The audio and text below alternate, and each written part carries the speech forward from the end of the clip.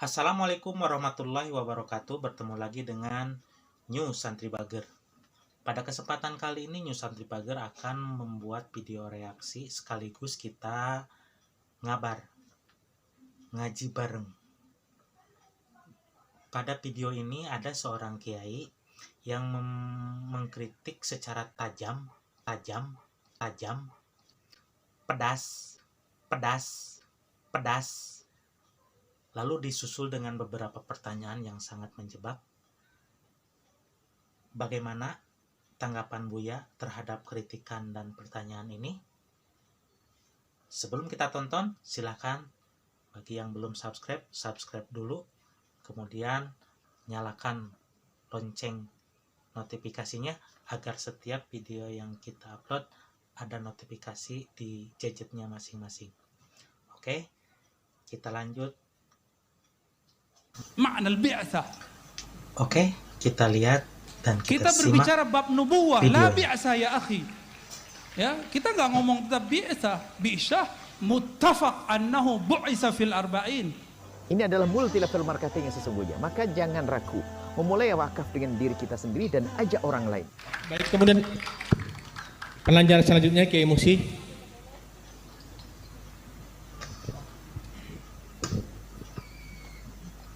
Mohon izin berdiri, Bu ya.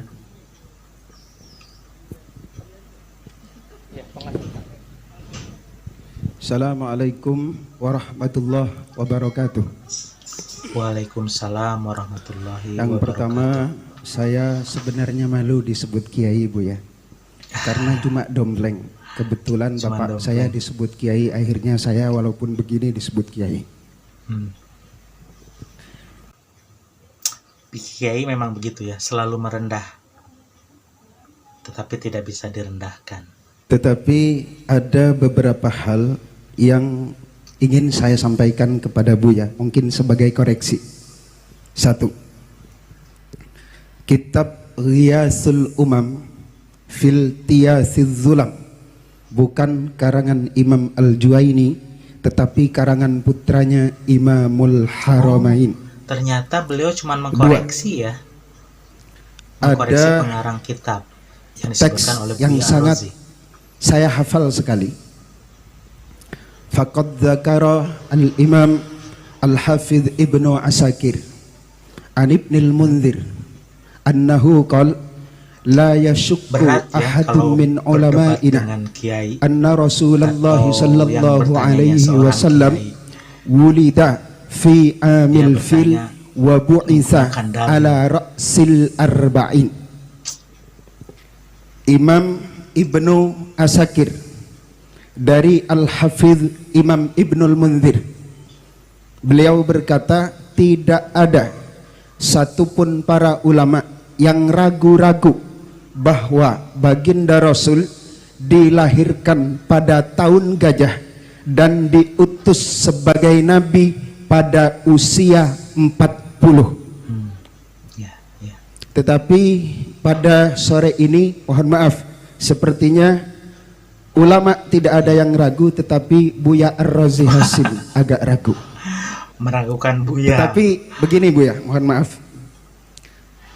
Saya hari ini hadir sebagai salah satu pengurus Aswaja NU Center. Aswaja NU.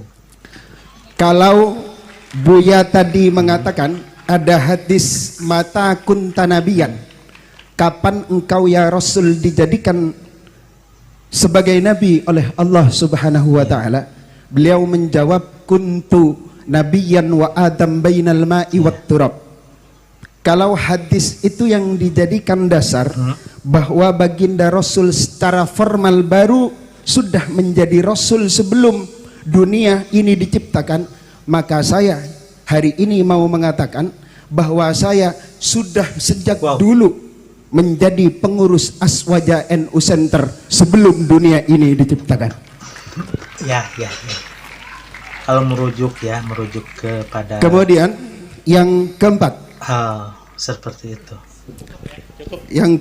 mohon maaf, Memaksa untuk kajian melayangkan kita satu pertanyaan pada sore hari ini sepertinya bukan tentang urgensi kitab kuning dalam berbangsa dan bernegara, tetapi lebih ke pembahasan urgensi thariqah dalam berbangsa dan bernegara. Jadi kalau ada pertanyaan yang mengarah kepada hal-hal yang tentang bagaimana kiprah kalau kita memahami kitab kuning dalam berbangsa dan bernegara, tolong jawaban tentang hal itu lebih dijabarkan lebih luas lagi oleh Buya Ar-Razi Hasyim. Terima kasih. Oke, Demikian kita lihat jawaban Buya. Syukran atas tasihnya. Seharusnya antum salah satu pembicara pada sore ini ya. Syukran. Buya ternyata berbesar hati menerima Baik, mengenai koreksi ini ya. yang pertama Menyebut Kiai diriwayatkan itu oleh Imam Al-Hafiz lebih Ibn pantas untuk Asakir. berbicara di Ana depan. adri bihadhi riwayah. Saya juga tahu riwayat ini. Ya. Beliau meriwayatkan dari Al-Hafiz Ibn Al-Munzir. Tidak ada syak bahwa Nabi dilahirkan pada tahun fil, la syak. Tidak ada keraguan. Wa bu'isa, la syak. Tidak ada keraguan. Apa arti bu'isa? Ma makna bu'isa? Diutus. Apa arti bu'isa? Apa artinya Kiai? Diutus sebagai seorang nabi secara formal. Itu kalam antum atau teksnya? Enggak, saya tanya Balik karena antum bertanya, menggunakan malah. teks, saya tanya. Ma makna bu'isa? Hal fi farq baina bu'isa bi'sah dengan nubuwah, bi'satur risalah dengan nubuwah. Fi farq. Enggak usah pakai kalam itu dulu, pakai kalam Imam Darimi aja. Ada di Sunan Darimi. Abu Darda bertanya, wahai Rasulullah, kapan engkau sadar? Mata tadri. Kapan engkau sadar engkau seorang nabi? Gak usah pakai kitab Ibnul Munzir, kejauhan itu mutaakhirin. Ini levelnya dia satu tobakot dengan Imam Ahmad bin Hanbal. Wafatnya 255 Hijriah. Tetapi Imam Bukhari juga beberapa saat sama-sama berguru dengan beliau. Tapi umurnya lebih tua karena lahirnya 181 Hijriah. Ya, saya tahu antum ketua NU apa tadi? Aswaja Center. Ya, alhamdulillah, syukran, jazakallah khair ya. Ini hadis diriwayatkan oleh Imam Darimi, lahirnya tahun 181 Hijriah. Ketika Ibnu Barak wafat. Maka dia umurnya dekat dengan Ahmad bin Hanbal, pendiri Hanbali. Dia di situ ada riwayat. Betul dengan nama-nama. Kapan engkau sadar wahai Rasulullah, engkau seorang nabi? Jawaban Nabi SAW apa? Ketika aku bermain dengan anaknya Halimah, tiba-tiba dadaku dibedah, diambil oleh dua sosok terbang dari atas. Itu beliau sadar beliau seorang nabi. Antum umur segitu sudah sadar belum jadi ketua NU Center? Aneh tanya serius, udah sadar belum? Syai'ani mukhtalifani. Dua hal yang berbeda. Antum menyadari sebagai ketua NU Center beda dengan Nabi Sallallahu Alaihi Wasallam. Dua hal yang berbeda. Nggak bisa disamakan ya. Nabi Muhammad sebagai apakah kalam Ibnul Munzir yukhalifun Nabi Sallallahu Alaihi Wasallam? Bisakah kalam Ibnul Munzir mengalahkan kalam Nabi? Mata tadri annaka nabiyyun. Kapan engkau tahu engkau seorang Nabi Sallallahu Alaihi Wasallam? Nggak bisa. Maka kalam itu bukan Ibnul Munzir yang salah. Anta mukhti fi fahmi ma'na al-bi'tsah. Kita berbicara bab nubuwah, la bi'tsah ya akhi. Ya, kita nggak ngomong tentang bi'tsah muttafaq annahu bu'isa fil arba'in. Ini aneh sengaja bil Arabiyah dijawab biar yang lain nggak paham juga yang lain. Ya, bainana mahabbah baini wa bainak. Menjawab dengan bahasa Arab agar terjadi pemahaman antara sang penanya dengan Buya. Apa lagi?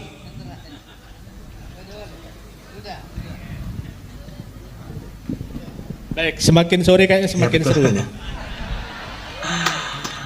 Apalagi nanti kalau Ibu Nyai sempat juga menyampaikan pemikiran-pemikirannya tentang tema kita pada sore hari ini. Oh, ada yang tertinggal. Oh, yang terakhir soal thariqah. Ya, thariqah. Adakah thariqah tidak pakai kitab? Ada. Kalau ada bid'ah, dalalah. Maka antum lihat saya berbicara kenapa saya bawa tentang nuansa spiritual dalam bab kitab, karena saya menemukan justru kebangkitan rohani spiritual saya ada di dalam kitab. Mungkin kita beda pandangan, gak masalah. Dan saya melihat orang-orang yang membackup negeri ini, salah satunya orang yang baca kitab dan dia seorang mursyid thariqah.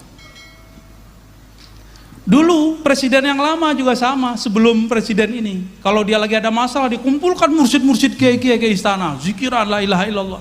Ada. Mereka cuma mengamalkan satu hadis qudsi, la ilaha illallahu hisni. La ilaha adalah bentengku. Siapa yang masuk bentengku aman dari gangguan, ya, siksaku, apalah segala macam.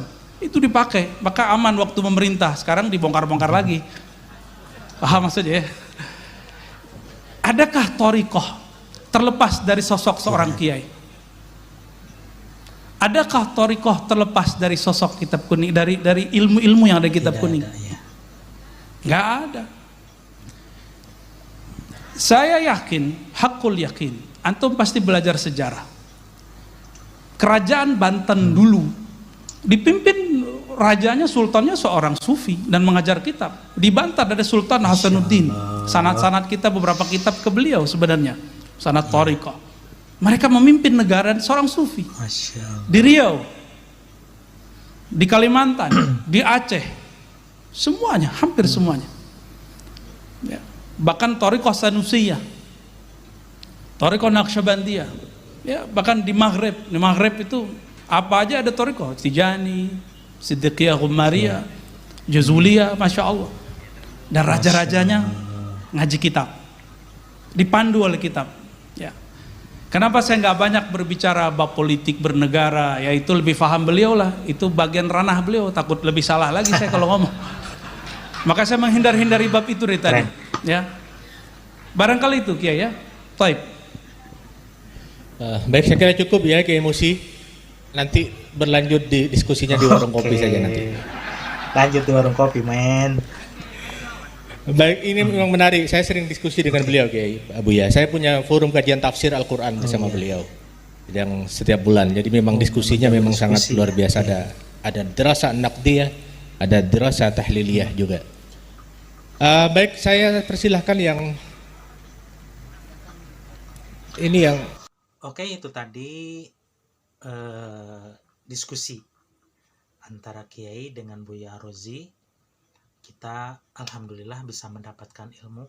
Ternyata berbicara bi'sa dengan an-nubuwah itu suatu hal yang berbeda. Allah menciptakan alam dunia, Allah menciptakan neraka, Allah menciptakan surga. Tidak semata-mata Allah menciptakan semua ini kalau seandainya Allah tidak lebih dulu menciptakan yang namanya Nur Muhammad Sallallahu Alaihi Wasallam.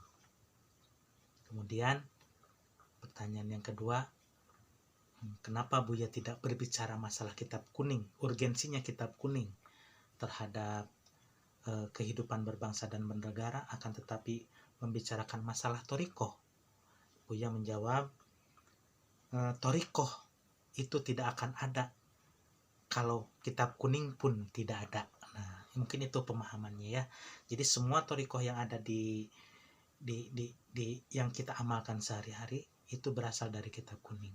Maka antara thariqah dan kitab kuning serta kehidupan berbangsa dan bernegara itu sangat berkaitan erat. Mungkin itu pemahaman yang bisa saya sharing di sini. Kalau ada pemahaman yang lebih jos, lebih mantap, silahkan tinggalkan komen di kolom komentar. Jika ada kebenaran yang ada dalam ucapan yang saya keluarkan, itu murni dari Allah Subhanahu wa Ta'ala. Kalaupun ada kesalahan, itu merupakan karena kebodohan saya. Hud masofa wada makadar, ambil yang baik dan buang yang buruk.